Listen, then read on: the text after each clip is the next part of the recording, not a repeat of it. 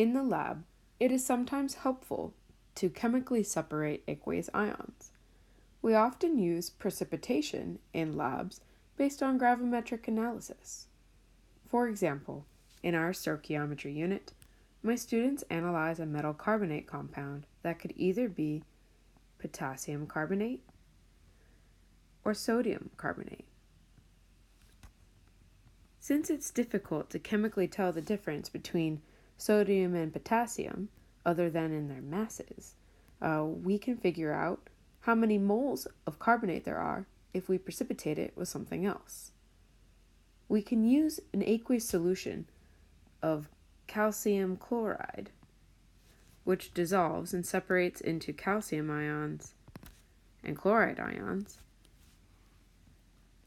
to precipitate out calcium carbonate. All we'd have to do is look up the KSP value for that calcium carbonate to see that this is a very likely reaction to happen.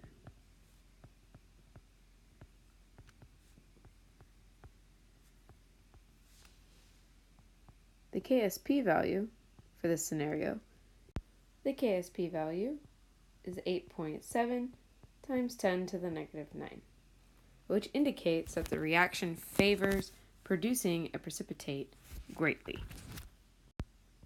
Once that solid forms, we can filter out the mixture to catch all of the solid calcium carbonate and let the remaining soluble species, the sodium, the potassium, and the chlorides, slip through the filter paper. Likewise, we can separate mixtures of ions that are more likely to precipitate if we are careful. For example, let's consider a solution that is a mixture of sodium fluoride, where the interesting piece is the fluoride, and sodium sulfate, where the interesting piece is the sulfate. Each one of these ions is going to start with a concentration of 1.0 times 10 to the negative 5 molarity.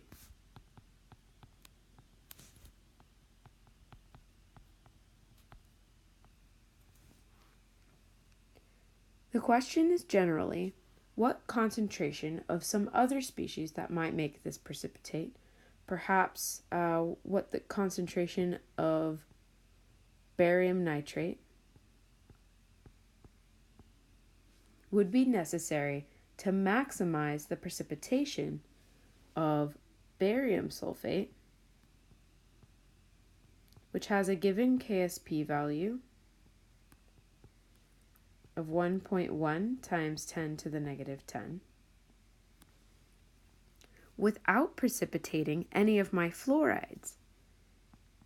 Barium fluoride's KSP value is given as 1.7 times 10 to the negative 6.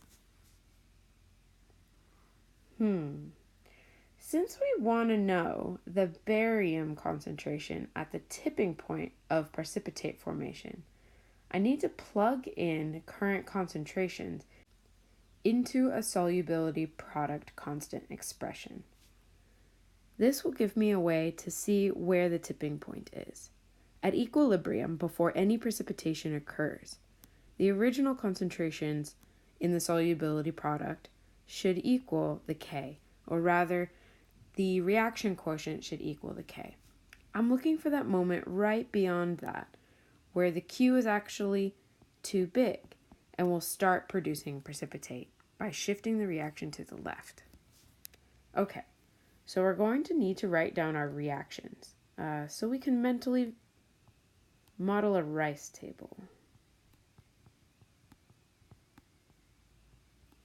As the barium sulfate ion splits, it will break into its barium 2 plus aqueous forms and sulfate. So we know in this scenario it's actually trying to go in reverse. So we'll see how that works out. And the other reaction, the one with barium fluoride, we need to be careful because the fluoride comes in pairs, which will make our solubility product a little bit different than the one for sulfate.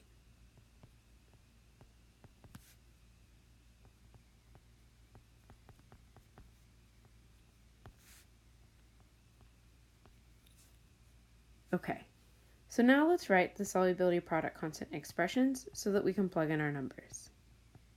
For the barium sulfate, it's pretty straightforward. But the barium fluoride is a little bit different.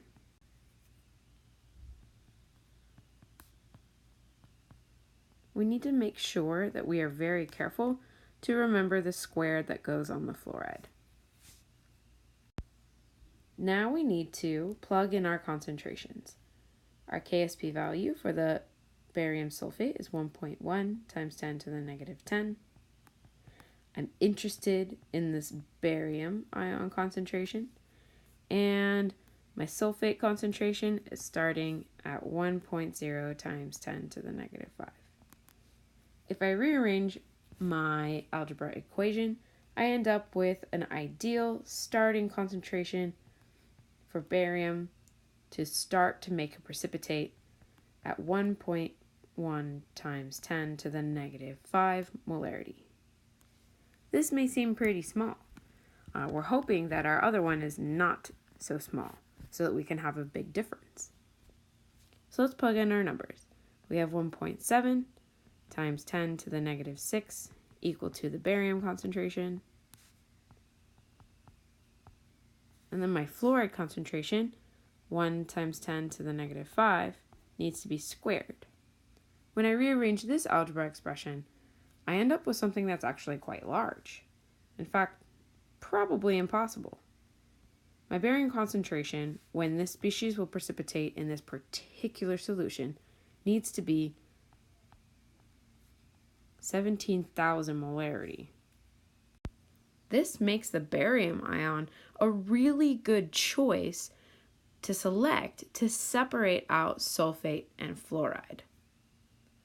So anyways, to maximize precipitation of barium sulfate, we want to make sure that the barium concentration is going to be larger than 1.1 times 10 to the negative 5, but smaller than 17,000, which is probably not possible anyway.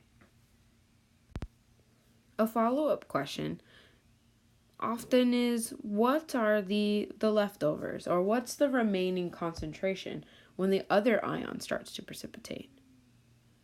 Let's go through the math, even though I'm pretty sure none of that sulfate's going to be left. We would set up our equation exactly the way we had it before.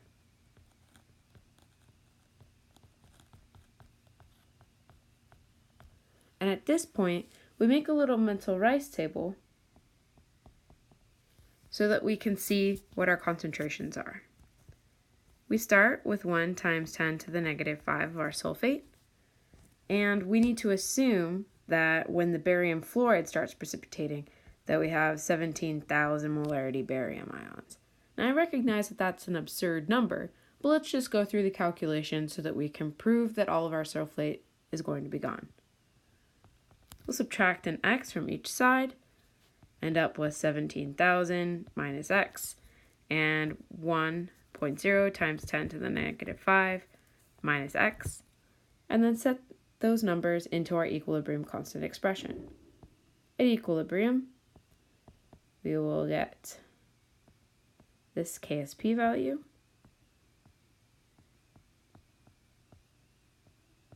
and then I'll plug in my numbers for barium and sulfate.